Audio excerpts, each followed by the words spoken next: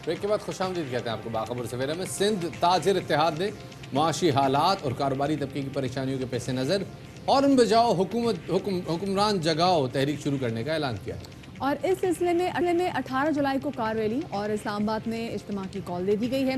मुंतज़मीन के मुताबिक car rally मुख्तलिफ शहरों से होती हुई इस्लामाबाद ऐवान के सामने पहुंचेगी, जहां गाड़ियों के हॉर्न बजाकर एहतजाज रिकॉर्ड कराया जाएगा। सिंध ताजिर इत्तेहाद में दीगर सूबों के ताजरों से भी इस एहतजाज में हिस्सा लेने को कहा है। इसी हवाले से मजीद बात करेंगे। हमारे साथ मौजूद हैं ऑल सिटी ताजिर के सदर शर्जील गोपलानी साहब। शर्जील साहब, बहुत शुक्रिया कि आपने हमें वक्त दिया।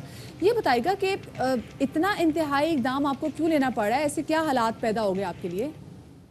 पूरे पाकिस्तान में इस वक्त छोटा ताजिर और सनतकार सब परेशान है। अच्छा, हुकूमत ने जब ये लॉकडाउन हुआ, हमने आपके चैनल के थ्रू भी हमने कोई रिक्वायरमेंट, हमने अपनी डिमांड रखी थी गवर्नमेंट के सामने, लेकिन सिर्फ लॉकडाउन खोलने के अलावा बाकी चीजें वहीं की वहीं अटक गई हैं।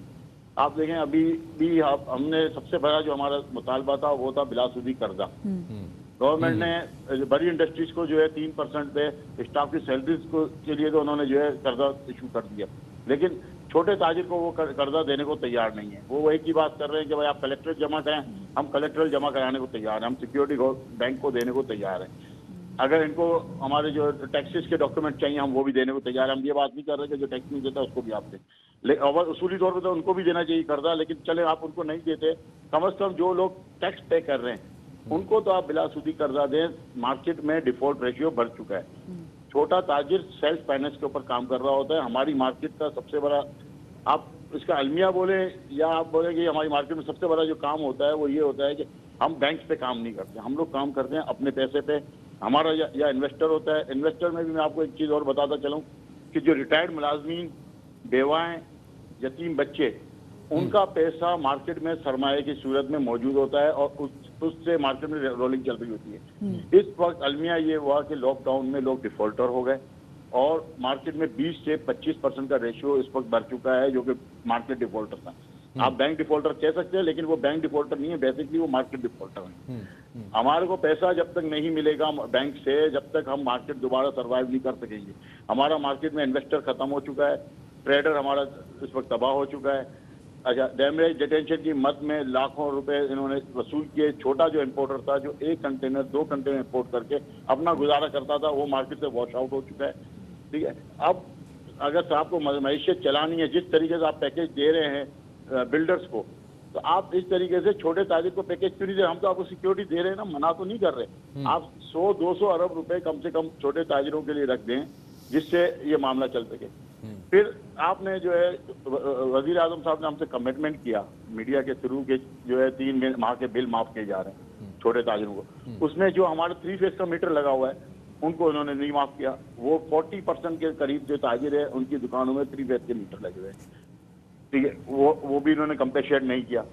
फिर अब इन्होंने जो टैक्सेस कम किए हैं वो नोटिफिकेशन इशू हो चुके हैं, उसमें बहुत जोलते हैं। हैनोपली कमेटी जो बनी है, हमने लिख कर भेजा, जैसे 4401 से लेके 4407 चैप्टर है।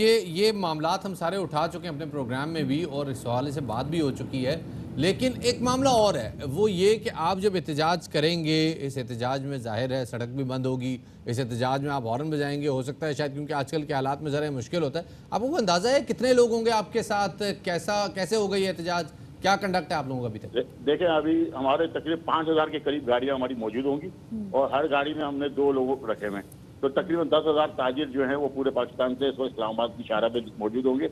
हमने पूरा हर चीज़ को कंट्रोल रखा हुआ है। लाहौर वालों को सही तरीके से लेके जाएंगे, वहाँ से सब एक साथ निकलेंगे।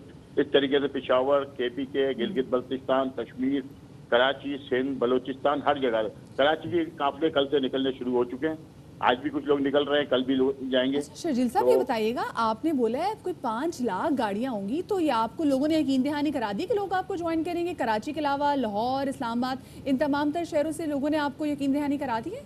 बिल्कुल कराइए, और हमारे टेंट जो हैं बाकायदा कैंप लगना, कल लाहौर में हमारा कैंप लग जाएगा इस तक, देखिए जहाँ से हमारे लोग रवाना होंगे। इस तरीके से इस्लामाबाद जो है वो मेजबानी कर रहा है। इस्लामाबाद में भी हमारे राब्ते हो चुके हैं और हर जगह से हमारे राब्ते हैं। हम पिछले 20 दिन से हमने हुकूमत को बता चुके हैं, हमने जो अथॉरिटीज उनको बता दिया है कि हम इस तरीके से इस्लामाबाद आ रहे हैं और हम एवान बाला जाएंगे, एवान बाला के बाहर हम हॉर्न बजाएंगे, हम लोगों घरों के ये बाहर रेड जोन कहलाता है अब शर्जील साहब, और डेफिनेटली आप अगर जा रहे हैं तो मामलात बड़े शदीद नौइयत के होने चाहिए। ज़रा ये बता दीजिएगा कि अगर हुकूमत से आपके मुज़ाकरात नहीं होते और कोई मामला कोई सॉर्ट आउट नहीं होता, आपको 200 अरब रुपए के बिला सूद कर्जे नहीं मिलते, तो क्या करेंगे? बस वहीं पे हम नए अमल का ऐलान करेंगे। वहाँ पे जब कोई हम धरने नए का इम्कान है?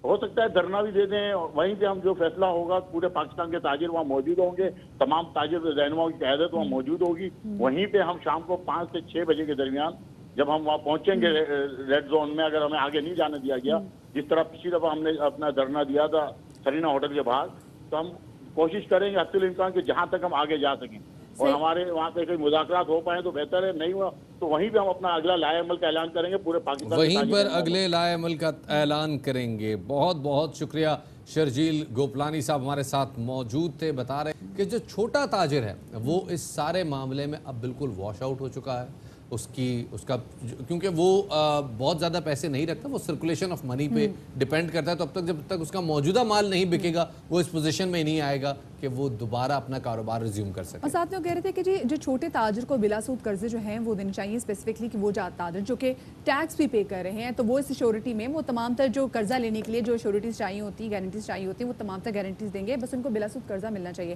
खैर जी आगे बढ़ते हैं। कल उस्मान डार साहब हमारे साथ मौजूद थे, हमें पूछना चाहिए था उनसे कि जो ताजिर इस मामले में जिनका बिजनेस चलता हुआ बिजनेस या चलता हुआ रेस्टोरेंट, हमारे बहुत सारे दोस्त हैं जिनके चलते हुए रेस्टोरेंट बंद हो गए। लिमिट भी तो है शफात उसके लिए, क्योंकि इससे कामयाब नौजवान प्रोग्राम तो उसमें एज लिमिट भी, बट यंग ताजिर ऑफ कोर्स उससे फायदा जरूर उठा सकते हैं जो कि अपनी चीज़ अपना बिजनेस जो एस्टैब्लिश करना चाहते हैं। कल आपने देखा कि कल हमने गुफ्तगू की कि इलेक्ट्रिक जो है वो केबल ऑपरेटर्स की तारें बिला वजह काट भी रहे थे, उस वजह से उसकी वजह से वो उन्होंने एक एहतजाज भी किया था। उसमें कमिश्नर कराची के दफ्तर में के इलेक्ट्रिक और केबल ऑपरेटर्स के नुमाइंदे वक्त में मुज़ाकरात अब कामयाब हो गए हैं और केबल ऑपरेटर्स एसोसिएशन के सरबराह खालिद राई ने हड़ताल ना करने का ऐलान कर दिया है। जी जनाब, कल खालिद राई साहब हमारे साथ शो में भी मौजूद थे। उन्होंने रिक्वेस्ट की थी कि तमाम स्टेक होल्डर्स उनके साथ बैठें और इस मामले को सॉर्ट आउट करें, और अच्छी खबर यह है कि अभी मामला सॉर्ट आउट हो गया है। क्या हुआ आपको सुनवाते हैं। इलेक्ट्रिक की तरफ से जो है केबल ऑपरेटर की मेजा तारें नहीं काटी जाएंगी। इनकी यकीन दिलाने के बाद केबल ऑपरेटर्स अपनी हड़ताल को वापस लेने का ऐलान करते हैं। आज जो हड़ताल हमारी होनी थी 6 से 12, हमने उसको मुलतवी कर दिया है और हम अपने सार्फिन से भी बहुत माजरत खां हैं कि उनको पिछले 2 दिन से तकलीफ उठानी पड़ी। इंशाल्लाह एक दूसरे के साथ जो भी रिक्वायरमेंट्स हैं उसके हिसाब से चलेंगे। है कि कोई मिसअंडरस्टैंडिंग अगर थी वो हमने आपस में बैठ के तय कर ली है और जो काम इन्होंने करना है वो करेंगे, जो कि इलेक्ट्रिक ने करना है वो करेंगे, और इंशाल्लाह ये मसला हमने कमेटी बना दी है और ये इंशाल्लाह मसला हल हो गया। जनाब ये तो हुआ खालिद राई साहब का मामला। कराची में केबल्स और इंटरनेट आजकल के दौर में जब लोग ज़्यादा बाहर नहीं निकल रहे तो बड़ा मुश्किल है केबल और इंटरनेट के बगैर रहना। मेरे ख्याल में इंटरनेट के बगैर तो नॉर्मल दिनों में भी रहना बड़ा मुश्किल है। बिल्कुल, अब तो ज़िंदगी इसके बगैर सोचना भी जो है ना वो बड़ी इम्पॉसिबल सी बात लगती है। खैर जी, बहुत सारी चीज़ें ऐसी हैं जो हमने देखा है कि उनकी किल्लत पैदा होती जा रही है। किल्लत तो जहाँ किल्लत पैदा नहीं हो रही वहाँ उनकी कीमत बहुत ज़्यादा बढ़ती जा रही है। बात करें कराची में दूध की, क्योंकि दूध फरोशों की मनमानियाँ जारी हैं और चंद रोज़ पहले ही उन्होंने वो दूध जो कि मार्केट में 95 रुपये यानी कि 95 रुपीज़ लीटर जो है वो दस्तयाब था, अब वो 120 रुपये का वो बेच रहे हैं। और कहीं कहीं ऐसे मकामात पे जो दूध फरोश हैं वो तो इसको 130 और 140 रुपये फ़ी लीटर में भी फ़रोख्त करें। तो अब इसी हवाले से तंजीम कंज्यूमर एसोसिएशन ऑफ पाकिस्तान ने कहा है कि वो महंगे दूध की ख़रीदारी बंद करने की मुहिम का उन्होंने आगाज़ कर दिया। उन्होंने कहा है कि कुछ अरसे आप महंगा दूध ना ख़रीदें और ताकि इससे ये जो एकदम से इन्होंने मनमानियाँ शुरू कर दी दूध फरोशों ने, तो एक तरह से उनको भी कंट्रोल किया जा सके। अब ये कैसे पॉसिबल होगा शफात, क्योंकि दूध तो हर घर में हर बच्चे की ज़रूरत है। मेरे ख्याल में सबसे ज़्यादा ज़रूरत है चाय की, और अगर सुबह की चाय ना हो तो फिर हालात बड़े कशीद हैं। इस हवाले से बात करने के लिए हमारे साथ मौजूद है कंज्यूमर एसोसिएशन ऑफ पाकिस्तान के चेयरमैन कौकब इकबाल साहब। कौकब साहब बहुत शुक्रिया वक्त देने के लिए। कौकब साहब, तजवीज़ तो बड़ी अच्छी है कि अगर एक चीज़ की ज़ख़ीरा अंदोज़ी की जा रही है उसे जानबूझकर महंगे दामों फ़रोख्त किया जा रहा है, हालांकि कोई सप्लाई का मसला नहीं है, हालांकि कोई चारे का मसला नहीं है, कंजम्पशन कम है, सप्लाई ज़्यादा है, लेकिन फिर भी उसकी कीमत बढ़ाई जा रही है, तो उसका बॉयकॉट करना चाहिए। आपको लगता है इसका इम्पैक्ट होगा? देखिए, हम इससे पहले भी एक तजुर्बा कर चुके हैं रमज़ान शरीफ में, और फलों की बारकाइड का जो हमने ऐलान किया था तो आपने देखा कि उसका बड़ा अच्छा रद्द अमल आया था। और सार्फिन ने रमज़ान के पहले हफ्ते से यानी पहले अशरे में बाइकाट किया था, तो उससे कीमतें कम हो जाती हैं। और ये सिस्टम जो है पूरी दुनिया में राइज है। हम जो मजिस्ट्रेट की तरफ देखते हैं, हम कमिश्नर सेक्रेटरीट की तरफ देखते हैं, हम दूसरी तरफ देखते हैं कि किस तरह महंगाई को कंट्रोल किया जा सकता है। तो ये एक सारिफी वो कुव्वत है पूरी दुनिया में कि जो महंगाई को कंट्रोल भी कर सकती है और गैर मेयारी अशिया की खरीदारी को रोक भी सकती है। सही। अच्छा कॉकर साहब बताइएगा कि is this the only way out कि हम जो है इस हवाले से फिर कोई मुहिम चला सकते हैं, फिर इसको कामयाब कर सकते हैं, फिर दूध की जो कीमतें हैं वो कम हो? क्योंकि देखिए ये तो बहुत ज़रूरी चीज़ है। फल अगर ना भी खाएं तो दैट इज़ फाइन, लेकिन दूध तो घरों में इस्तेमाल होता है। नहीं, बिल्कुल आपने सही कहा कि ये एक लाजमी जूज है। सबसे पहली बात तो ये है कि जो दूध कराची में बेचा जा रहा है वो कितने % खालिस है, क्योंकि सेहत के लिए जो हम दूध इस्तेमाल करते हैं वो कितने % खालिस है। और ये नहीं है कि मैं कह रहा हूँ कि सारे दूध का बाइकाट करते हैं। मैं हम फ्रेश मिल्क का बाइकाट कर रहे हैं, जो कि खुला दूध की बात कर रहा हूँ मैं। इसके साथ साथ आपको टेट्रा पैक भी मिलता है, दूसरे दूध भी मिलते हैं। तो 4 या 5 दिन के लिए अगर सार्फिन अपनी कुव्वत का इजहार करेंगे, क्योंकि अगर महंगाई को कंट्रोल करना है तो सार्फिन को जो है अपना किरदार अदा करना पड़ेगा। और ये अल्टरनेट भी मौजूद होता है। जैसे अगर कोई कहता है कि जी टमाटर महंगे हो रहे हैं, तो जाहिर है उसके साथ दही भी ले सकते हैं। हर चीज का लमियाना अल्टरनेट रखा हुआ है। तो ये मैं समझता हूँ कि ये बहुत जरूरी है कि सार्फिन जो है वो बाइकाट मुहिम में भरपूर साथ दे। और मुझे उम्मीद है क्योंकि सार्फिन बहुत महंगाई से तंग आए हुए हैं। ठीक है जी, बहुत बहुत शुक्रिया। हमारे साथ मौजूद इकबाल साहब बता रहे थे कि अगर सार्फिन अपनी कुव्वत का मुजाहरा करे तो दूध की कीमत कम हो सकती है। रमज़ान में ऐसा हुआ है, दोबारा भी ऐसा हो सकता है। और इस कोशिश को आप लोग चूँकि अपनी इसको कामयाब कैसे करना है तो अब ये लोगों पे डिपेंड करता है। तो कुछ अगर दिन अगर आप खुला दूध पीते हैं तो आप डब्बे के दूध में भी अच्छे बड़े ज़बरदस्त होते हैं, वो खरीद लें। ना खरीदे, हो सकता है मुहिम कामयाब हो जाए, दूध की कीमतें कम हो जाए। छोटी सी ब्रेक की तरफ हम जा रहे हैं, हमारे साथ रहिएगा।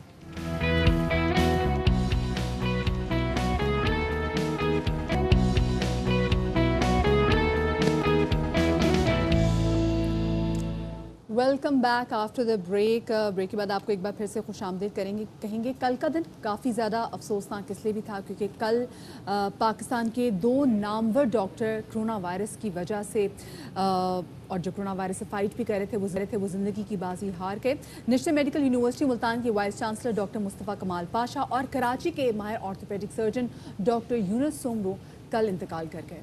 जनाब, कहा यह जा रहा है कि कोरोना वायरस की तादाद कम हुई है, लोग अब कम बीमार हो रहे हैं, लेकिन बहरहाल ख़तरा अभी तक मौजूद है। डॉक्टर मुस्तफ़ा कमाल पाशा जो कि नेशनल मेडिकल यूनिवर्सिटी के वाइस चांसलर भी थे, एक साउदर्न पंजाब की एक अजीम शख्सियत थे और इसमें कोई डाउट नहीं है कि he was equally popular in among all the people. और इसी तरह डॉक्टर यूनुस सुमरो साहब, उनके बारे में बेस्ट ऑर्थोपेडिक सर्जन। और इसके अलावा मतलब वो जब निगरान वफाकी वज़ीर भी रह चुके हैं निगरान हुकूमत में, सो इनकी खिदमात भी बेपनाह है। तो जैसे भी शफाती बात कर रहे थे ना कि एक तासुर ये आ रहा है कि जो कोरोना के केसेस हैं क्योंकि ये कम अपीयर हो रहे हैं तो शायद कोरोना वायरस दम तोड़ा है, तो ऐसा नहीं है। हमारे अब जो मसीहा हैं वो कोरोना की वजह से दम तोड़ने लगे हैं। इसलिए आप लोग खुदारा कोरोना वायरस को लेके ईजी मत हों, अभी भी अपना वैसे ही ख्याल करें। और वो लोग जो ये समझते थे कि अगर आपको एक बार कोरोना वायरस हो गया था then you are safe for life, तो ये तासुर बिल्कुल गलत है। क्योंकि आपकी एंटीबॉडीज़ जो आप डेवलप कर भी लेते हैं वो 1 या 2 महीने के बाद वो एंटीबॉडीज़ भी आपकी नेगेटिव में चली जाती हैं। जी जनाब, वो एंटीबॉडीज़ में कमी आती है। और मुस्तफ़ा कमाल पाशा साहब को 3 दिन कबल सांस की तकलीफ़ हुई थी, उसके बाद उन्हें वेंटिलेटर पर मुंतकिल कर दिया गया। शाह महमूद कुरैशी साहब ने, वज़ीर ख़ारजा ने, मुस्तफ़ा कमाल पाशा साहब के इंतकाल पे अफसोस का इजहार किया है। साबिक़ निगरान वफाकी वज़ीर डॉक्टर यूनुस सुमरो भी कोरोना से लड़ते हुए ज़िंदगी की बाजी हार गए। और वज़ीर आला सिंध सैयद मुराद अली शाह ने डॉक्टर यूनुस सुमरो के इंतकाल पे गहरे दुख का इजहार किया है। और आपको मालूम है कि जो वो लोग जो कि स्पेसिफिकली कोविड-19 पॉजिटिव रहे हैं उनके साथ इशू ये होता है कि जब वो रिकवर कर जाते हैं, चाहे वो 2 हफ्ते में रिकवर हों, चाहे वो 3 हफ्ते के बाद रिकवर हों, उनके साथ प्रॉब्लम ये होती है कि वो अक्सर थकावट फील करते हैं और जो वीकनेस की शिकायत वो मुसलसल करते हुए दिखाई दे रहे होते हैं। जी जनाब, मैं खुद अपनी बात करता हूँ। मैं नॉर्मली 3 से 4 घंटे, मैक्सिमम 5 घंटे सोता था पूरे दिन में, लेकिन कोरोना वायरस से रिकवर करने के बाद मैं तकरीबन 12 से 14 घंटे सो रहा हूँ और मैं फिर भी थका हुआ हूँ। I don't know why. और शफात, सिर्फ ये जो कोविड-19 है सिर्फ हमारे फेफड़ों को मुतासर नहीं करता, बल्कि हमारे और बहुत सारे ऑर्गन्स को ये हिट करता है और आगे ऑर्गन्स फेलियर की तरफ भी जा सकते हैं। एक रिपोर्ट हमने इस हवाले से तैयार की है, आपके साथ शेयर करते हैं। इसी हवाले से हमें ज्वाइन कर रही हैं general physician doctor Tahira Shahid, उन्हें शामिल गुफ्तगू करती हैं। बहुत शुक्रिया डॉक्टर ताहिरा, में वक्त देने के लिए। डॉक्टर साहब, ये बताइएगा कि ये फटीग जो कोरोना वायरस के बाद डेवलप होती है पेशेंट्स में, इसके जाने में कितना अरसा लगता है?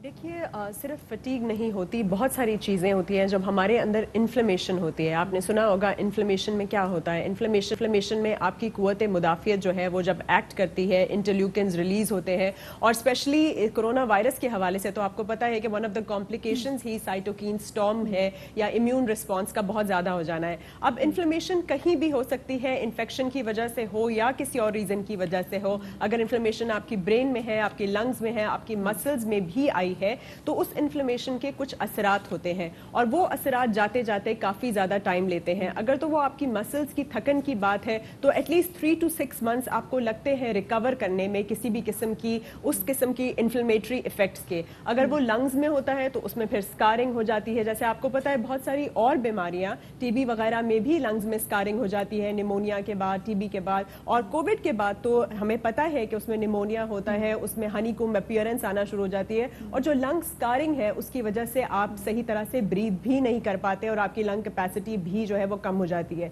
और जहां तक उसकी क्लॉटिंग मैकेनिज्म की बात है, उसकी वजह से अगर ब्रेन में असरात हो जाते हैं तो उसकी भी रिहैबिलिटेशन उसी तरह से होगी जैसे किसी स्ट्रोक के पेशेंट की होती है, अगर असरात उतने सिवियर हैं। अगर उतने सिवियर नहीं है तो भी हमें रिहैब की तरफ जाने की सख्त जरूरत है। कोविड-19 से रिकवर किए हैं, वो मेमोरी लॉस के हवाले से भी बात करें, शॉर्ट टर्म मेमोरी लॉस के हवाले से बात भी कर रहे हैं, सो क्या वो मेमोरी पे भी मुतासर हो रहा है बाद में, जब चाहे आप रिकवर भी हो जाए तो? देखिए, मैं आपको यही बता रही थी कि इन्फ्लेमेशन कहीं भी होती है ना। आप फॉर एग्जांपल आपकी स्किन पे एक छोटी सी इन्फ्लेमेशन दाना भी होता है तो अगर वो गहरा हो तो वो एक दाग छोड़ जाता है। उसी तरह से आपको इन्फ्लेमेशन अगर ब्रेन में होगी तो वो वहाँ पे स्कार छोड़ जाएगी, राइट। अगर तो इन्फ्लेमेशन हुई है, इन्फेक्शन की वजह से हुई है, या फिर आपका ब्लड सप्लाई कहीं भी कॉम्प्रोमाइज हुआ था और उसने वहाँ पे डैमेज कर दिया है, तो उसके इफेक्ट्स वैसे ही होंगे जैसे किसी भी इंसान को फालिज या स्ट्रोक के बाद होते हैं। तो अगर तो वो वाला एरिया आपका इफेक्टेड है ब्रेन का तो जाहिर है आपको मेमोरी लॉस होगा। इसलिए कहा जाता है ना कि इसकी रिकवरी, जो न्यूरॉन्स होते हैं ना, वो अपने आप को हील या रिपेयर खुद नहीं करते, आपको कंटिन्यूसली रिहैब की तरफ जाने की जरूरत है। और अब हमने ये केयर करनी है कि जो पोस्ट कोविड रिकवर्ड पेशेंट्स हैं उनकी हम रिहैबिलिटेशन करें, उनकी ना सिर्फ physiotherapy, speech therapy, swallowing therapy, बल्कि पूरी एक्सरसाइजेज उनको कराई जाए, मेंटल एंड फिजिकल, जिससे कि हम इन सारी चीजों को रिकवर कर पाए। अच्छा डॉक्टर साहब, अब एक बहुत इंपॉर्टेंट आस्पेक्ट है, बहुत सारे लोग हमारे जो कोलीग्स हैं वो ये कंप्लेंट करते हैं कोरोना वायरस से रिकवरी के बाद पट्ठों में खिंचाव उन्हें बहुत ज़्यादा फील होता है, ख़ास तौर पे टांगों में शदीद दर्द की शिकायत रहती है। ये क्या मामला है? क्या ये अब साइकोलॉजिकल कोई इशू है या वाकई कोरोना वायरस के बाद पट्ठों में कुछ ऐसी तब्दीली होती है कि दर्द रहता है बॉडी?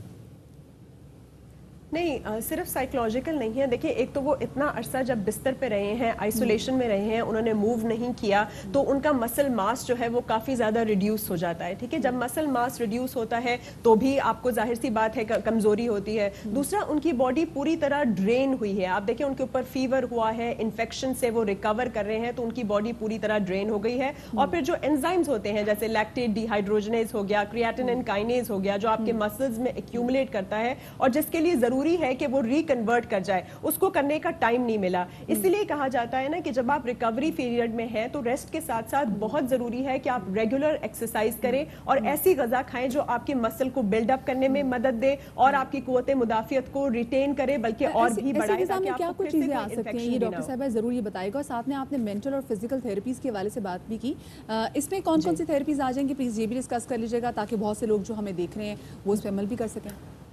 जी देखिए, सबसे पहले जब फिजिकल एस्पेक्ट पे आते हैं तो बहुत ज़रूरी है कि हम फिजियोथेरेपी कराएं। फिजियोथेरेपी के साथ साथ आप फिजिकल एक्सरसाइजेस करें। एक्सरसाइजेस में कार्डियो के साथ साथ स्ट्रेचिंग, योगा भी आ जाती है। और पल्मोनरी एक्सरसाइजेस, आपकी लंग की एक्सरसाइजेस बहुत ज़रूरी है, जिसमें डीप ब्रीदिंग है।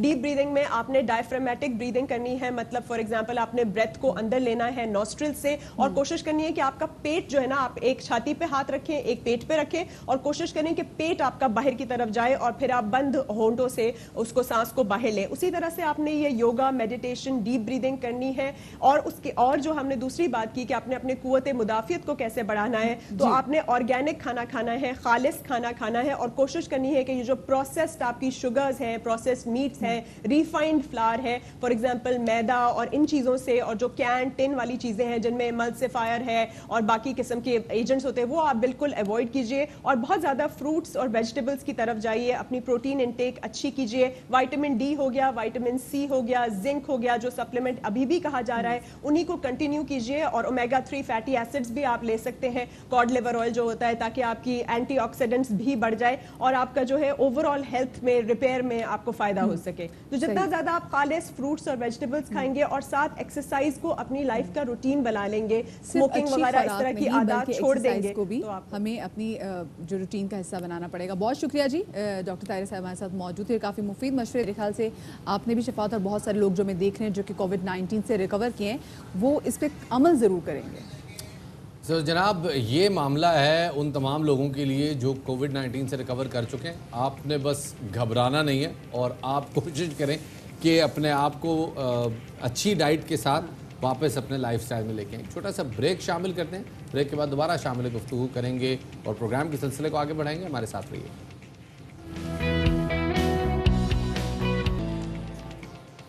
ब्रेक के बाद खुशामदीद कहते हैं आपको बाखबर सवेरा में। और ब्रेक पे जाने से पहले हम बात कर रहे थे जनाब कि कोविड-19 से जो लोग रिकवर कर रहे हैं उनमें बॉडी पेन और थकावट की कैफियत आ रही है। डॉक्टर हमारे साथ मौजूद थे, उन्होंने कहा कि जी ये कैफियत 3 से 6 माह जारी रह सकती है, तो आपने बिल्कुल भी घबराना नहीं है, अपनी डाइट पे तवज्जो दें, लेकिन कोशिश करें पेट ना बढ़ाएं।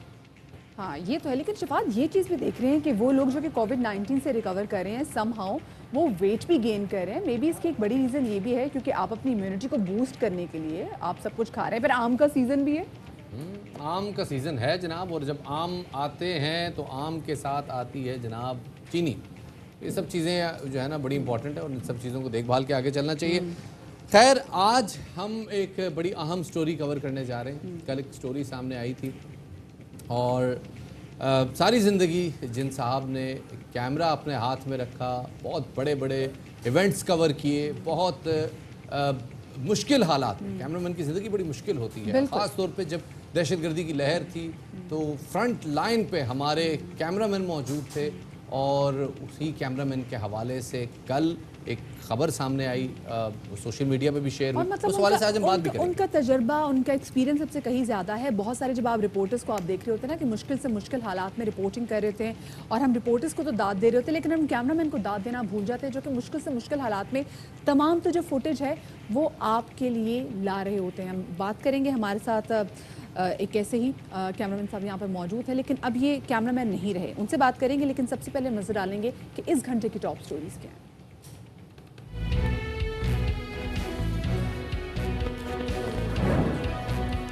22-25 साल कैमरा थामा, हजारों मनाज़िर रिकॉर्ड किए, हमलों, धमाकों और हादसात में जान की परवाह किए बगैर फुटेज बनाई। लेकिन हालात की सितम ज़रीफ़ी देखिए।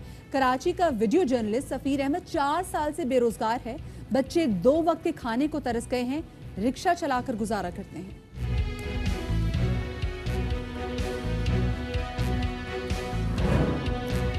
होशियार खबरदार, मुल्क में आटे का बड़ा बहरान सर उठा रहा है। कराची में आटा 6 रुपए फी किलो महंगा, लाहौर के कई इलाकों में सिरे से गायब।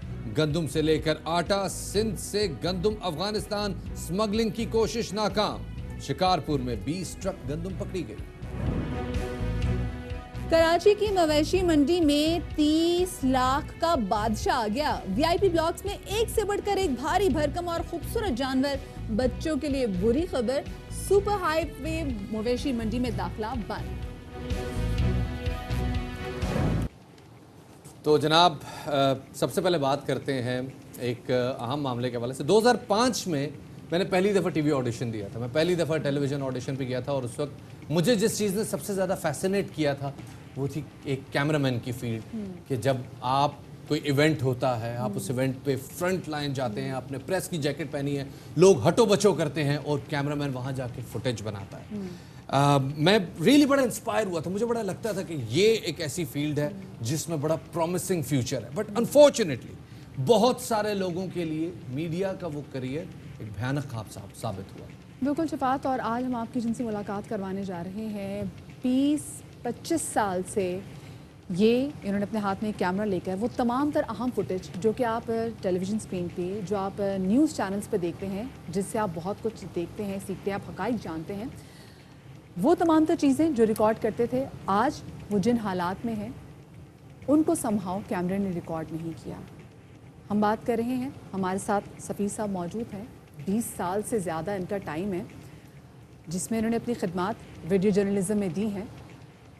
हालात ऐसे बुरे आए कि वो हाथ जो कि कैमरा पकड़ते थे वो रिक्शा चलाने पर मजबूर हो गए। क्या हुआ, एक रिपोर्ट पहले हम आपके साथ शेयर करते हैं। वो वक्त भी था और ये वक्त भी है जो कि गुजर जाएगा, लेकिन ये वक्त गुजरने का नाम नहीं ले रहा, क्योंकि पहले जो 20 और 22 साल कैमरा थामे बड़ी बड़ी फुटेज, बड़े बड़े इंटरव्यूज़ जिस कैमरे ने रिकॉर्ड किए, उस कैमरे के पीछे, उस कैमरे को थामे वो जो शख्स है वो आज हमारे साथ स्टूडियोज़ में मौजूद है, सफ़ीर अहमद साहब। सफ़ीर अहमद साहब, बाखबर सवेरा में आपको खुशामदीद करेंगे। काश कोई अच्छा मौका होता जिसमें हम आपसे बात करते, लेकिन अब जो हालात हैं वो बहुत मुख्तलिफ हैं।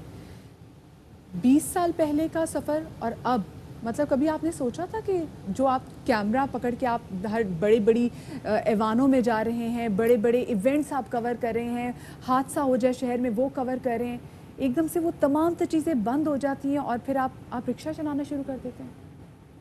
बहुत मुश्किल से इस कठिन, मतलब अपनी लाइफ का एक पार्ट के अंदर से मैं निकला हूँ। मतलब इवन कि हम कैमरामैन न्यूज़ चैनल के बैकबोन होते हैं। पाकिस्तान का इतना बड़ा इदारा जो आपको कहे बादशाह बुरा नहीं होता, फिर गिर के वजीर मुशीर होता, तो बादशाह को तो और अपनी राय का इल्म ही नहीं होता। मैं तो बादशाह से कोई करूँगा नहीं। बैकबोन है हम कैमरामैन एक इदारे की। आप किसी शख्स की रीढ़ की हड्डी निकाल के उसको साइड पे आप बिठा दें, मैं नहीं समझता कि वो बैठ भी सकेगा। तो हर चीज़ आई नीड अ फुटेज, चाहे ब्लास्ट हो, चाहे हड़बड़ी हो, लियारी ऑपरेशन हो, चाहे बलवा हो, यकम मुहर्रम हो, गोलियां हो, हमने बिला किसी चीज़ की परवाह किए। सबसे बड़ी इंसान की अपने पास, मेरे पास ये मेरी जान है, अल्लाह की तरफ से अमानत, इसकी भी परवाह किए बगैर मैंने उस इदारे के लिए ईमानदारी से काम किया, चाहे जिस इदारे में भी काम किया, पर हमें कोई फीडबैक नहीं मिला। मैंने इस तरह दूध में से बाल की तरह निकाल के फेंक दिया गया कि इंसिडेंट हुआ 22 अगस्त का, उसके बाद टांग टूटी, मेडिकल के पैसे मुझसे डिडक्ट किए गए। आपका इतना बड़ा इदारा है, 80-90 हज़ार रुपये का बिल आपके पास नहीं था, 20,000 आपने पर मंथ 5,000 एक कैमरामैन की सैलरी से काटना।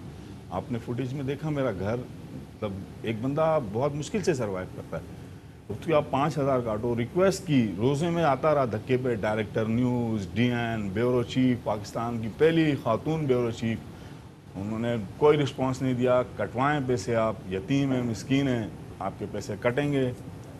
20,000 कटवाए अल्हम्दुलिल्लाह इत्मीनान से। मतलब आप अपने काम से तो गए नहीं थे फुटेज बनाने के लिए ना, आप तो चैनल के काम से गए थे। आप इंश्योर्ड भी नहीं थे ना, आपको उसको कुछ आपको मिला भी नहीं, चैनल की तरफ से भी कोई आपको कुछ नहीं दिया गया जिस निजी चैनल के साथ आप मुंसलिक थे?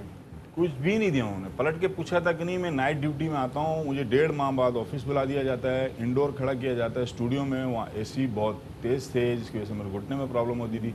फिर आउटडोर शिफ्ट हुआ मैं 1.5 महीने में घुटने के ऑपरेशन के बावजूद। 6 मंथ या 8 मंथ मुझे है, डॉक्टर ने कहा था कि आपने बेड रेस्ट करना है सिर्फ, और कुछ नहीं करना। मैं उस पर बाइक पे जाता रहा हूँ, मुझे no pick and drop office से, कुछ भी नहीं पूछा भी नहीं, कोई टैबलेट नहीं, कोई कुछ नहीं, अपना काम 8 घंटे की जगह 16 घंटे 8 घंटे करता रहा।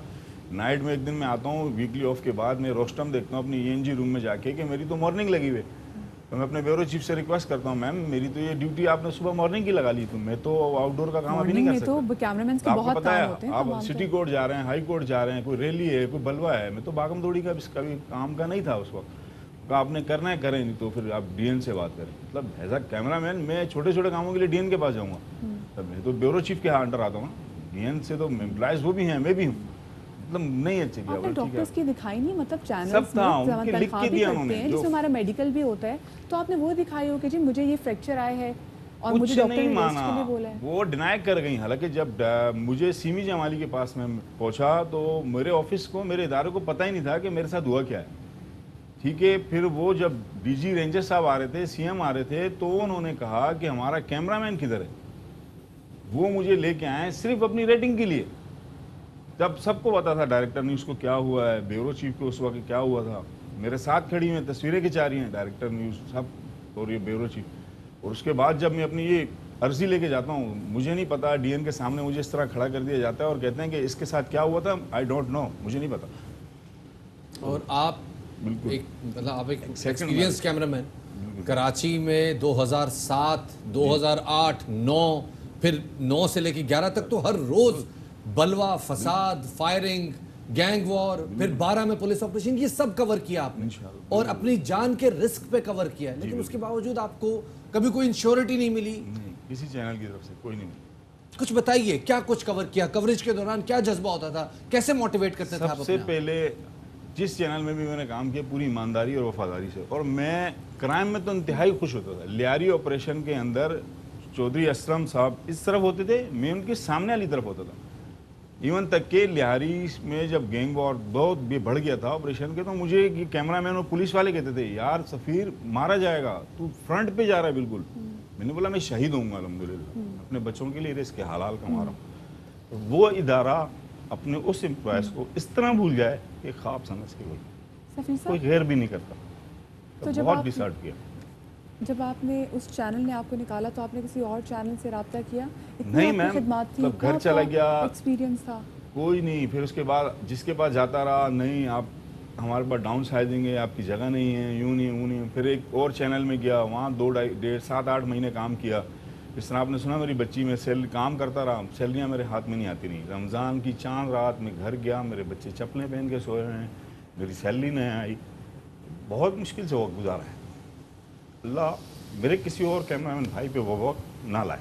अभी हम आपकी जब गुफ्तगू सुन रहे थे, आपके बच्चों की गुफ्तगू सुन रहे थे, मैं आपकी बेटी को देख रही थी, वो मुसलसल आपकी बच्ची रो रही थी और आप लोग बात ही कर रहे थे कि बहुत अरसे से तो आप लोगों ने गोश्त भी नहीं खाया। कभी ऐसी सूरत हाल भी हुई है कि घर में फाकों की भी नौबत आई हो? क्योंकि इससे तो लग रहा है कि पता नहीं कितने बुरे हाल से खाइए रोटी में, गोश्ती टुकड़े इनको बना के दिए, वो खाएं। मेरी बच्चियाँ अल्हम्दुलिल्लाह अल्लाह पाक ने बहुत अच्छी दी हैं, बेटियाँ बहुत बड़ी नेमत हैं, बहुत साथ दिए मेरा, कुछ नहीं मांगा, कुछ नहीं किया। मेरे पास 1 रुपया नहीं होता था, 1 रुपया। 45,000 का कैमरामैन, 48,000 का कैमरामैन बिल्कुल रोड पे लग जाए, इसकी बेटियां हों, मैं कहता हूँ बहुत बड़ी सादत है। अल्लाह पाक की बेटी मेरा बहुत साथ दिया है। मैं अब दोबारा इस फील्ड पे पलट के भी नहीं देखना चाहता। इतने आप बदजन हो गए, इतना आपका दिल खराब हो गया इस चीज़ से? बिल्कुल, मेरी बच्चियां आप नहीं छोड़ती, पापा आप नहीं जाना, वो वक्त हम दोबारा नहीं देख सकते, आप टूट जाओगे तुरंत तक के। बस ये कोई मौजज़ा था, मेरी बच्चियों की दुआएं, मेरे माँ बाप की दुआएं, आप सब लोगों की दुआएं कि मैं अलाइव हूँ। ना मैं तो कब का किल था, तो मैं तो खुदकुशी करता, वो वक्त। मतलब ऐसा भी कोई वक्त आया जब आपको लगा कि मतलब शायद आपको खुदकुशी कर लेनी शुक्र चाहिए? है अल्लाह रब्बुल इज़्ज़त का दर खुला हुआ था मस्जिद का मेरे लिए, बाकी कोई दरवाज़ा मेरे लिए नहीं खुला, बंद किसी का भी नहीं। चंद एक मीडिया के यार दोस्त थे जो आते थे, पूछते थे, अल्लाह उनको उसका अजर दे, कोई बन मुट्ठी कर जाता था, कोई राशन दे जाता था, नहीं अच्छा लगता था। कि जाहिर सी बात है, एक वक्त गुजरा है हमारा कैमरामैन का, एक चैनल में गुजरा है, 100 रुपये से स्टार्ट किए मैंने काम एज असिस्टेंट कैमरामैन। वहाँ से करते करते करते करते करते मैं इस मकाम तक पहुँचा। जब मेरा टाइम आया कुछ अच्छा देखने का मेरे बच्चों के लिए, अपने लिए, मुझे रोड पे छोड़। यानी कि वो आपके साथी कैमरामैन जो कि आपके साथ उतनी तनख्वाह कमाते थे, वो आपके लिए ग्रोसरी कर दिया करते थे, लेकिन वो मालिकान जिनके चैनल के लिए, स्क्रीन के लिए आप काम कर रहे थे, उन्होंने आपकी से हेल्प नहीं की? नहीं, कल फ़ोन आया उनका इदारे से। हाँ। अब कोई बिल्कुल ये मीडिया पे कहने का दो राय नहीं है, उनका फ़ोन आया, आपकी जॉब रेडी है, आप आ जाएं हमारे पास, अपॉइंटमेंट लेटर साइन करें आप। मेरे 5 साल कौन लौटाएगा? ये मेरी बच्चियों के दुख कौन लौटाएगा? उस वक्त मैंने क्या किया था, आज आपको अपनी गलती का एहसास हो रहा है। सफ़ीर भाई, आप इस वजह से नहीं आया। की हिम्मत को सलाम है, आप की बहादुरी को सलाम है। अपनी बात करना और दुनिया के आगे रखना, ये बहुत बहुत मुश्किल काम है, और मैं अंदाज़ा नहीं कर सकता कि आपने कितनी हिम्मत की होगी कि जब आपने अपनी कहानी सबको बताई, और अब आप खुद कमा रहे हैं, अपने हाथों से कमा रहे हैं, जैसा भी है ये आपका अपना कमाया हुआ है। इसके लिए हिम्मत जमा करना बड़ा मुश्किल काम होगा। कैसे, क्या लगा कि अब आपको रक्षा चलाना चाहिए और अब आपको इस काम में आना चाहिए? सर, सारी ज़िंदगी मीडिया का ही काम किया है। जहाँ जाते थे वो मीडिया का एक्सपीरियंस, सीवी मांगते थे, वो फिर देखते थे आप मीडिया पर्सन हैं, थक हार गया, कहीं से जरिया माश नहीं था। फिर जब देखा यार ये रक्षा ही है चला सकते हैं जो, तो वालिद साहब ने मेरे सारी ज़िंदगी कराची में टैक्सी चलाई। अब वो हार्ट पेशेंट है, बुज़ुर्ग हो गए घर में, वो उन्होंने मुझे, हर बाप ये चाहता है कि मेरा बेटा वो काम ना करे। अभी एज अ कैमरामैन मेरा एक ही बेटा है मोहम्मद, तो ये मैं नहीं चाहूँगा कि वो कैमरामैन बने। मैं आज कह रहा हूँ नहीं जाऊँगा। मतलब जहाँ से आपने इतना एक्सपीरियंस लिया, आपका बिल्कुल। इतना दिल खराब क्यों हो किल गया? कर दिया मैम, मेरी 26 मतलब साल जैसे की आपने कहा कि second में। बैकबोन है, आप क्यों नहीं बिल्कुल। चाहते कि वो भी बैकबोन बने किसी इदारे की? नहीं। ऐसी 5 उंगलियां बराबर थोड़ी होती हजरत हैं। उमर रज़ियल्लाहु अन्हु जब खलीफा थे, उनसे कहा गया कि आप अपने ही घर से किसी को खलीफा बनाएं। उन्होंने कहा मैं अपने घर से एक बहुत हूँ जवाब देने के लिए, मैं एक बहुत था कुर्बानी। अभी मेरा यहाँ आने का मकसद और ये सबके सामने आने का मकसद ये, मेरी ज़िंदगी में मेरे साथ जो हुआ मैं तो सर्वाइव कर गया, मेरे और किसी भाई के साथ ऐसा ना। बहुत कमज़ोर लोग हैं हम लोग, कमज़ोर हैं इंसान, अल्लाह से आफियत मांगनी चाहिए। मतलब अल्लाह दोबारा मुझे मीडिया में ना लाए, मैं कहीं इसी में मेहनत कर लूँगा, मैं 100 रुपये कमा लूँगा, वो 40,000 60,000 मुझे नहीं चाहिए। मुझे तो एक सेकंड में उन्होंने पराया कर दिया मैम। अब अगर सकी औलाद भी ऐसा हो, आपको पता है, तो चला मतलब क्या करेगा बंदा। मैं अपने बच्चों के लिए क्या कर पाया? जो उनको खुशी के दिन थे उन दिनों में मैंने उनको दुख दिया। आज इस काम में मेरे बच्चों को खुशी है, मैं खुश। मेरे को उन्हीं के लिए कमाना है, अपने माँ बाप के लिए, अपने बच्चों के लिए, बस मैं उनके लिए खुश हूँ, वो इस काम में खुश, मैं भी खुश। अच्छा, वैसे आप मुसलसल इनकार कर रहे हैं, लेकिन हमारे पास आपका इतना तजर्बा है सर, मतलब 20, 22, 25 साल से आपने कैमरा थामा हुआ, बड़े बड़े इवेंट्स आपने कवर किए, चाहे क्राइम सीन हो, बलवा हो, कुछ भी आपने कवर किया। हमारे पास, क्योंकि आपके इतना ज़्यादा आपका एक्सपीरियंस है, आपके लिए एक अपॉर्चुनिटी है। हम चाहते हैं कि आप हमारे कराची ब्यूरो में हमें ज्वाइन करें, यानी कि ARY न्यूज़ का ये हिस्सा बनें। ऑफर टोटली आपके, अगर आप चाहें आप एक्सेप्ट करें, अगर आप कंफर्टेबल हैं आप एक्सेप्ट करें। ARY न्यूज़ का कराची ब्यूरो आपको हायर करना चाहता है। ये हम खुले दिल से वेलकम, हम आपको खुले यहीं दिल से से आपको वेलकम करने के लिए तैयार हैं। अगर आप चाहें, अगर आपको पसंद हो, तो हमारे दरवाजे, हमारे दिल आपके लिए खुले हुए हैं। आप हमारा हिस्सा हैं, अगर आप चाहें तो ये मौजूद है। हम चाहते हैं कि आप बैकबोन थे और आप बैकबोन रहें। अपने बच्चों से मशवरा करना चाहिए, अपने घर। आपने मेरे को बेटियों तो से खुशी होगी, मेरी फील्ड है, मेरा खानदान है, मैंने 22 साल 26 साल इनको दिया है, अपना खून दिया है, मारें खाई हैं इलेक्शनों में, पता नहीं क्या कुछ नहीं किया हम कैमरामैनों ने। कोई ऑफ द रिकॉर्ड इस कैमरे के पीछे देखता नहीं है ना उस कैमरामैन के प्रॉब्लम को। एक सुबह बारिश हो रही है, आपको सुबह मॉर्निंग शो के लिए आना है, आपको कितने बजे है, अगर लाइव 8 बजे जाना है तो कैमरामैन 5-6 बजे आऊँगा, आप भी 6 बजे उठनी होंगी। बड़ी मेहनत है, बड़ी एफर्ट है, ये लोग नहीं देखते कोई भी किसी में। पर ये कि मैं कहता हूँ अब और तमाशा मेरा नहीं बने कभी। अब एक दफा ठोकर खा चुका हूं। तमाशा बनेगा, हम तो आपको खुले दिल से वेलकम कह रहे हैं। हम चाहते हैं कि आप हमारे कराची ब्यूरो में ARY न्यूज़ की फैमिली का हिस्सा बने। इतनी रिस्पेक्ट दी एज अ कैमरामैन, वरना इस कैमरामैन को कभी दुत्कारा ही गया हमेशा हर किसी ने। भाई मैं ऑनेस्टली अपना एक्सपीरियंस शेयर करना चाहूँगा।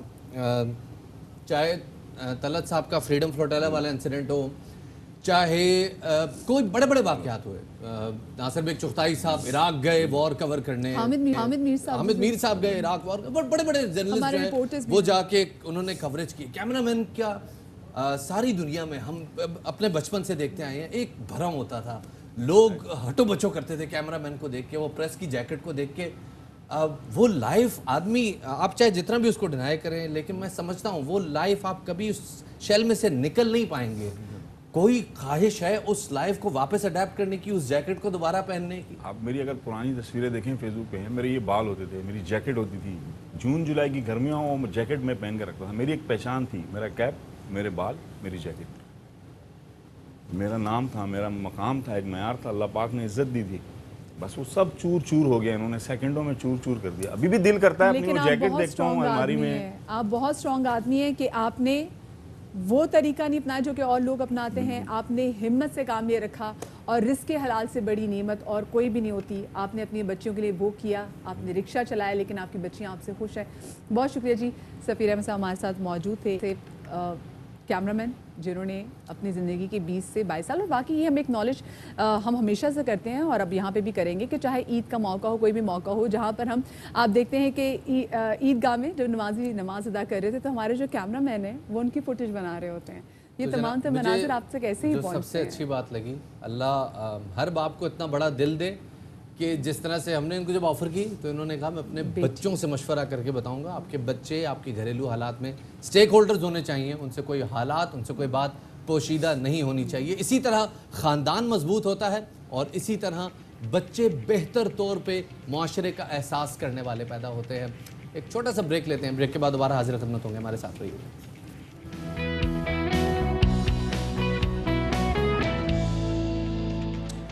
Welcome back after the break. और ब्रेक पर जाने से पहले हमारे साथ मौजूद थे साबिक कैमरामैन जिनको हम कोशिश कर रहे हैं कि वो वापस से कैमरामैन बन जाए। सफ़ीर अहमद हमारे साथ मौजूद थे और वसीला बना ARY न्यूज़। सफ़ीर अहमद साहब हमारे पास यहाँ पर मौजूद थे।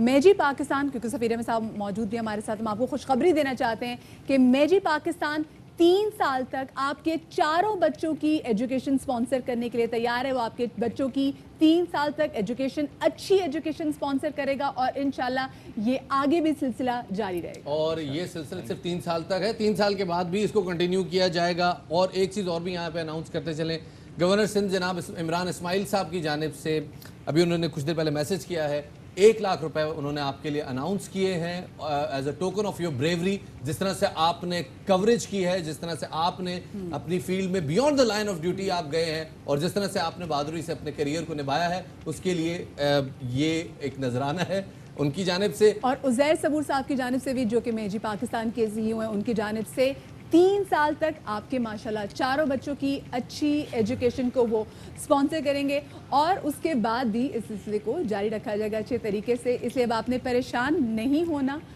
हमने कोशिश की कि हम आपके लिए आवाज़ रेज़ करें, हमने कोशिश की कि हम अपनी खिदमात भी आपको दें और हमने अपनी बाहें भी, ARY न्यूज़ ने अपनी बाहें भी आपके लिए खोली और बाकी भी बहुत सारे लोगों ने फिर एक तरह से ARY न्यूज़ वसीला बना। और आपने देखा कि उज़ैर सबूर साहब ने आपके बच्चों की एजुकेशन का 3 साल तक चारों बच्चों की एजुकेशन का बीड़ा भी उठाया है और साथ में इमरान इस्माइल साहब ने भी, इसलिए क्योंकि आप एक बहादुर शख्स हैं और आपने रिस्क के हलाल को तरजीह दी। आपको 1 लाख रुपये टोकन मिले। थैंक यू मैम, आप लोग को बहुत बहुत मेहरबानी, मेरे तो बहुत शुक्रिया, अल्फाज नहीं है मेरे पास। मतलब देखें, एक बंदा भूखा हो उसको खाने की तलब होती है, मेरे को जॉब ऑफर कर रहे हैं आप लोग, पर ये कि मेरा बच्चे, मेरी बेटियां उस, आप खुद सोच सकती हैं कि उस मराइल से निकले हैं, थोड़ा सा टाइम चाहिए। कल भी कवरेज के लिए जब आए थे वो बहुत डिसाइड हो गई, पापा वही वक्त आ जाएगा, मतलब इस वजह से ही नहीं।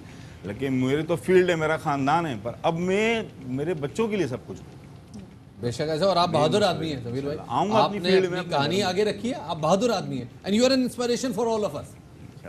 कुछ कहना चाहेंगे?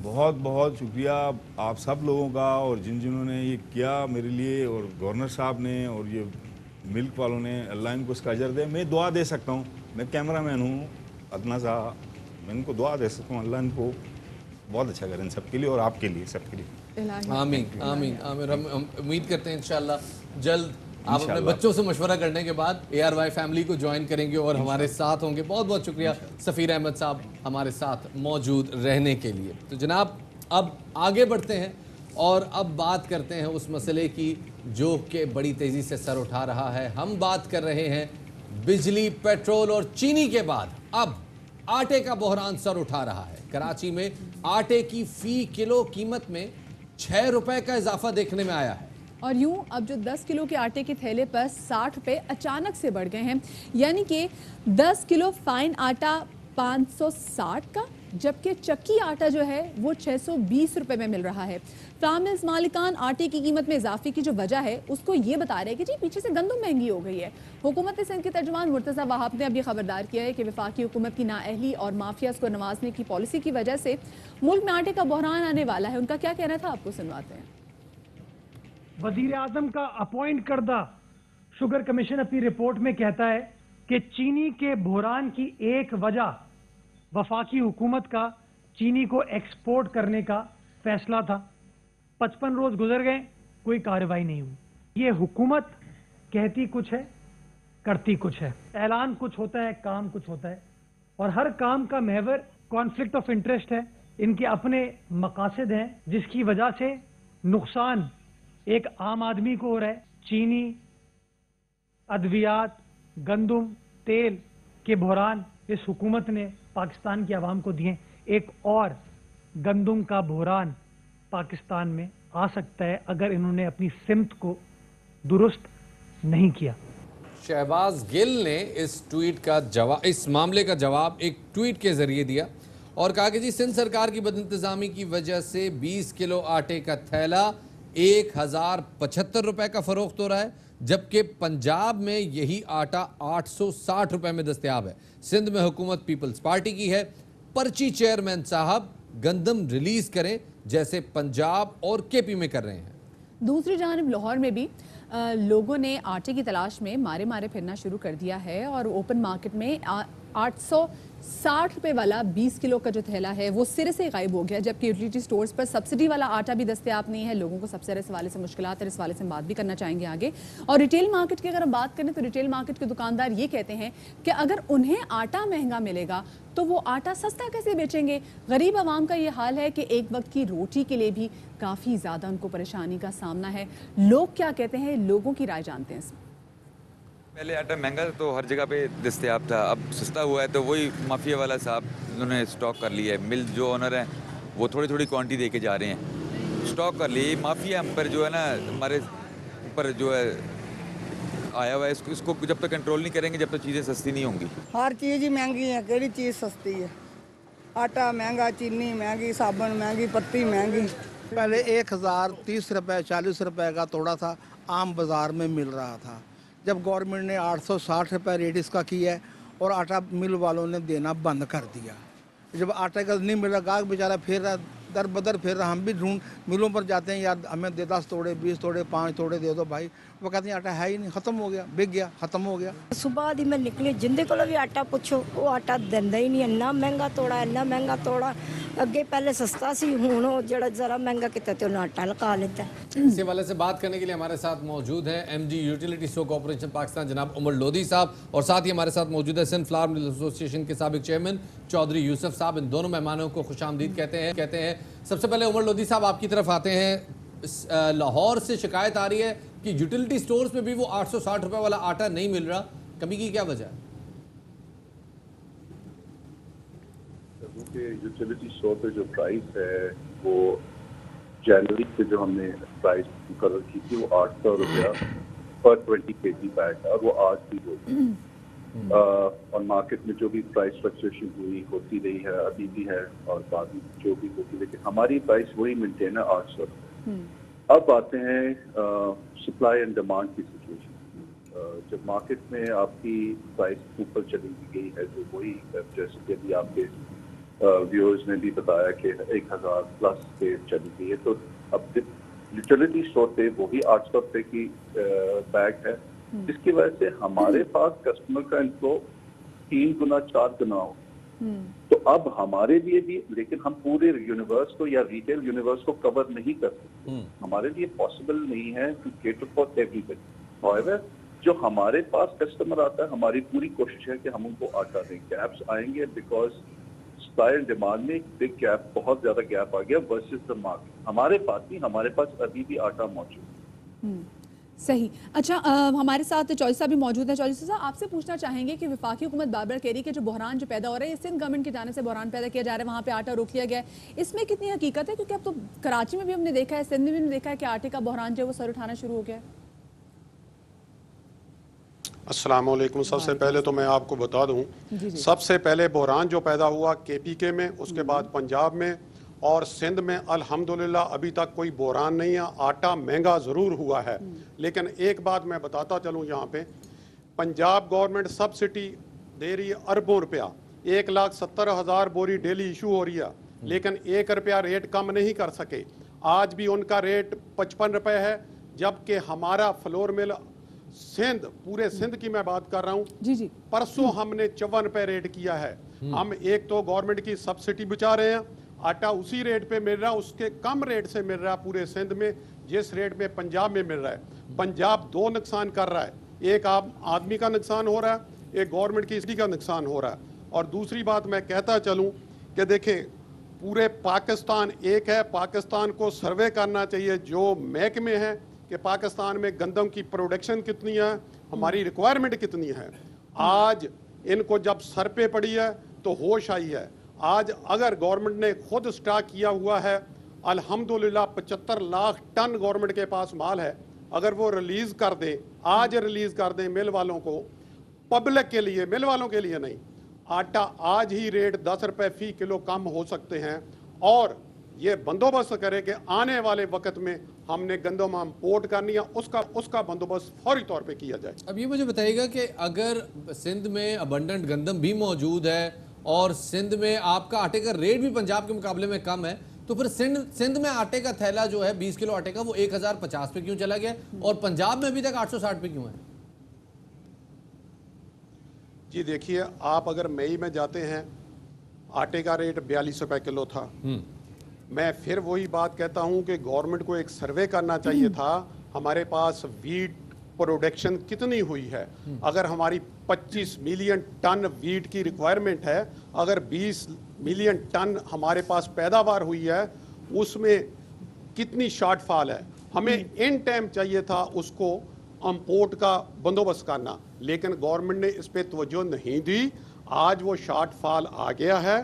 फौरी तौर पे गवर्नमेंट को चाहिए अपने स्टॉक रिलीज करे। 4 महीने हुए हैं गंदम की कटाई को, और कुछ इलाकों में तो महज 3 महीने हुए हैं गंदम की कटाई हुए। तो इतने 3 महीनों में अगर शॉर्टफॉल आ गया है तो आगे तो पूरा साल पड़ा हुआ है, तो क्या ये आगे साल में भी क्राइसिस चला जाएगा? जी बिल्कुल, आप सही फरमा रहे हैं।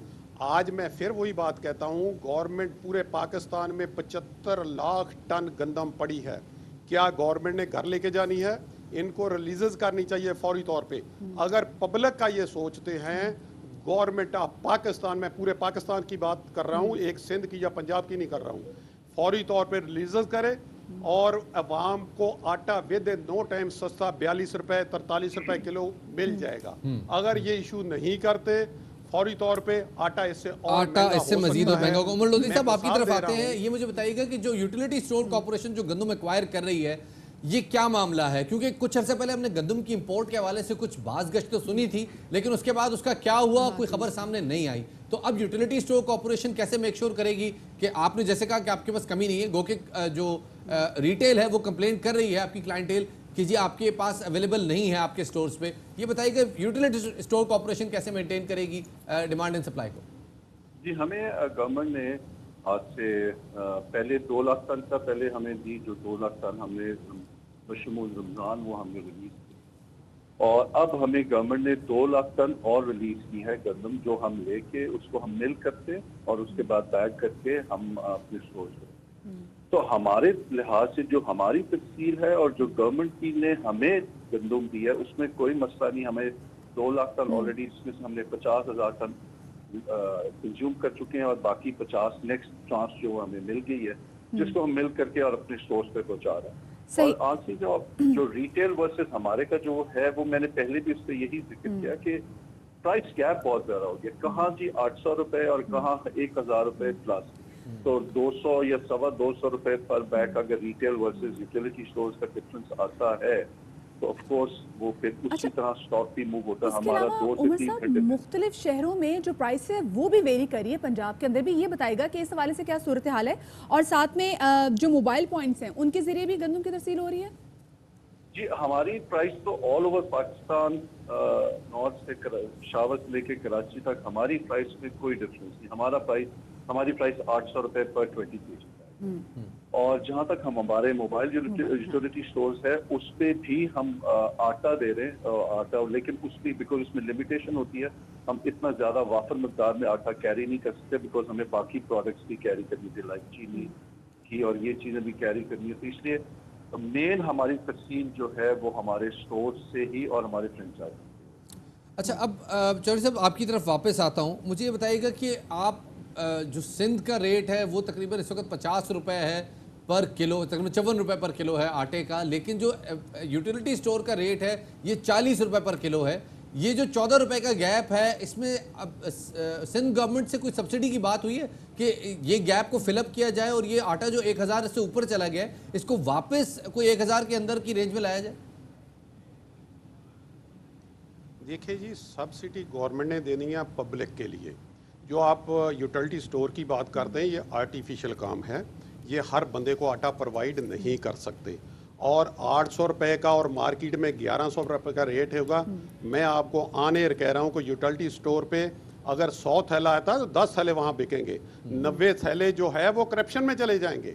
मैं बार बार कह रहा हूँ, इस मुल्क को बचाना है तो ये सब्सिडी किसी के काम, आम आदमी के काम आनी चाहिए, लेकिन वो नहीं आती। मिसाल यूं है कि पंजाब में तो मसला भी है ना कि अगर सब्सिडी ना हो, अगर सब्सिडी ना हो के रेट हमारे तो कम है, ज़ख़ीरा अंदोज़ एक्टिवेट हो जाते हैं। हमने देखा है कुछ मामलों में जब सब्सिडी दी गई तब ज़ख़ीरा अंदोज़ एक्टिवेट हो गए, जब सब्सिडी नहीं दी गई तब भी ज़ख़ीरा अंदोज़ एक्टिवेट हो गए। तो अब आपको लगता है कि जो ज़ख़ीरा अंदोज़ी का जो आंसर है उसको भी कंट्रोल करने की जरूरत है, और आपने को ऐसे लोगों की निशानदेही की है अभी तक सिंध गवर्नमेंट को?